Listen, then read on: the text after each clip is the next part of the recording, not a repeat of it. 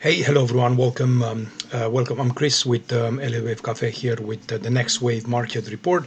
We're trying to make sense of these markets. It is the 19th of November, and even though we didn't make a new low today, the day was fairly weak. We got in, a pretty solid advance in the morning, only to see a bunch of those gains kind of reversed in the afternoon, and then we kind of close positive, but still with a fairly decent rejection from the upside. So, in terms of just a pure price action reading in here, I don't think there is enough strength just yet. The market is trying to establish a low, but there is really nothing in here that indicate that such a thing is present. The three-wave move of the high, it's quite interesting, and it could resolve itself higher, or we could fail in case we're going to get a rally all the way to 6900 in an X wave. But the bottom line is there's nothing actionable in here just yet, and it's still, like I said, fairly weak. And I do like the three-wave move. I just don't, have enough evidence to trust it and to action on it, to put any funds or any real capital behind it. And if I look here, I think we're starting to develop some sort of a fourth wave. Um, again, this could morph. Like I said, it could become a complex. It could be maybe even a stronger impulse first. So, it remains to be seen. I know Nvidia it just had earnings. They were pretty decent, and the market is rallying in the after hour. That could boost the market tomorrow. And if we do rally, I'm going to watch what happens into this 20-day moving average. I also, one thing that I like to watch is, after you have a sell-off, I want to watch the 61.8 of this move, and that's at about 67.55 at the moment. And if you look at the 20-day moving average, that's also at about 67.50. So a rally into 67.50 would be something that they would probably try to fade, and that would be a level where the sellers will show up again and try to take this market back to the downside. So really, in my view, there is not a lot to do. I'm just observant here on price, and I want to see how we continue to develop with an RSI that's at 40. I'm also seeing quite a bit of deterioration in the number of stocks below their 20-day moving average, and also in the number of stocks below their 50 and below their 20. I mean, this has been happening for a while, but it hasn't been that pronounced. And the moment we start to lose a lot more stocks below 50% above their 200-day, I think things are going to start to accelerate. I'm also watching things like a bullish percent index, advanced decline line. There is the volatility. There is a few other breadth indicators, highs versus lows, things of that nature, and none of them are really, showing any signs of capitulation or any signs of turn of the market from here. One of the things that's interesting, the bullish percent index in the Nasdaq Composite is the one that actually it's hitting a bit of oversold at about 30. But everything else, it's still, so if we do get a little bit of strength or a little bit of a bounce due to an oversold condition, it could be in the Nasdaq, not in the S&P and not in the Dow Jones, at least not with, as much strength that you would probably get out of something like a QQQ.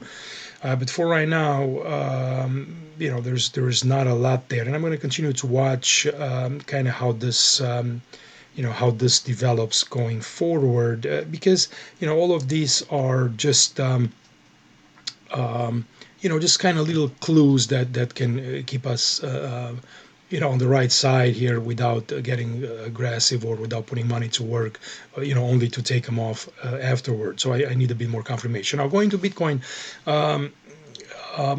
we've dropped to what, 88 500 probably. We had a low. We talked about this yesterday. We've had this little wave count. I mean, not the wave count, the candle that looked like a hammer. And I said, I don't think you can put a lot of trust into it. The trend is still down, and it remains down, even though you're starting to see the wicks from the lows, which means there is a bit of liquidity, a little bit of buyers coming in, starting to kind of scoop some Bitcoin up into these levels, but it's not. Near convincing enough. And we're watching the 61.8 level. That's the one that we would like to hold in case this ends up being some sort of a wave 2. From the 61.8, it's the ideal level where it would bounce from. If I am to look at the wave count, it's very tricky. It still looks kind of unfinished. The things I'm going to show you this. So what I see here is basically I'm going to go to an impulse. So if I go in a 1 and 2, then this is a larger third. So you would do a 3, a 4, and a 5. Something like this, right? And we would, I'm just going to delete this for a second here. Okay, so we're just counting it from the highs: 1, 2, 3, 4, and 5, and then I want to see a 5-wave structure inside this guy. So I would go in a 1, 2, 3, 4, and 5. So you can see, and then you would probably get another 4 and another 5. So based on this, there should be more to go to the downside in here. I'm not saying it's correct. I'm not saying one should trade based on this. I'm not the one to to kind of play around with Bitcoin on the short side much, but this would be kind of the normal progression of a declining structure, impulsive declining structure. And if it is part of a, let's say, a flat correction, and this was a wave A down in here, and this was a B, and this becomes a large C wave, it's a bit extreme. It also, by the time it's over, you would get fairly close, unless we're getting some kind of a truncation here. It would get fairly close to this kind of 74, which would be a very deep second wave, almost like you would get into the 78.6, and that concerns me.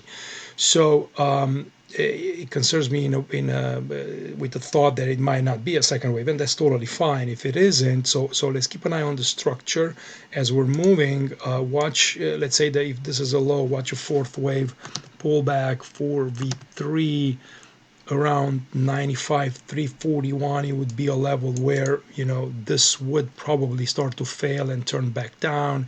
You also have the swing low back here, so that would find resistance in case it moves up. You also have this trend line. So a couple of things there. But then I would also go and look at the other count where this shows up as a 4th wave, and kind of how would that look. And let's see if maybe we go to a daily time frame. I don't want to speculate a lot because 4th waves are kind of tricky. So I can even try to tell the software to kind of decompose it as part of a correction. It's probably going to do all kind of wrong things in here. Not even, again, it could be that ABC, it's part of a flat in the 4th wave. You could try to see if it goes anything as a, some kind of a combination in here. None of it that I really like per se. So we'll see kind of how it goes. But this will allow it, and it would be more appropriate, and it would be more normal to kind of get it closer to the 4th wave of a lesser degree.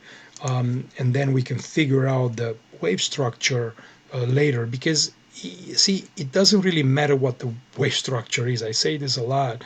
Like, it doesn't really matter what the wave, unless you're actively trading it and you're looking, to kind of try to catch that, like I showed you before, that 4th wave, then the 5th wave, then another 4 and another 5, and you want to stay short based on that structure. That's fine.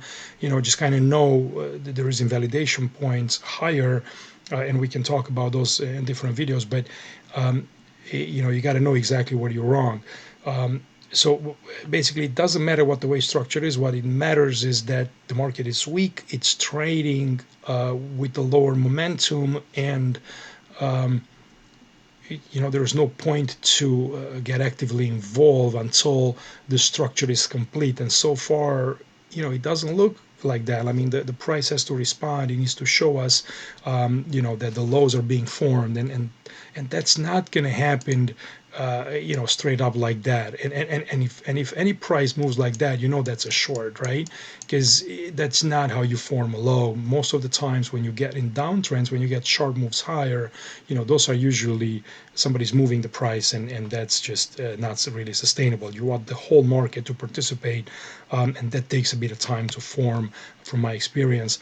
So I'll continue to watch, and I look, I look at the weekly time frames in here, and I want to see some strong bluish candle, and so far they're red, and the weekly time frame, it's an important one, so it is the 52 week. So I don't want to go, again over those, you know, kind of indications that I've been talking yesterday. But yeah, if anybody wants to follow this, just know that basically, if you're looking for a fourth wave to short, ideally you don't want this to be moving, anywhere above this level here, 98, 932. The moment you move above there, you have an invalidation, and then your assumption is wrong that this is a fourth wave. More than likely, it's something else. It could even be a low, and then you continue to go. So, for right now, I think the way this looks, the chart is probably telling me that there's more weakness ahead, and that's kind of what I'm thinking, until proven otherwise by the price. So thanks for watching. I will talk to you tomorrow. Bye.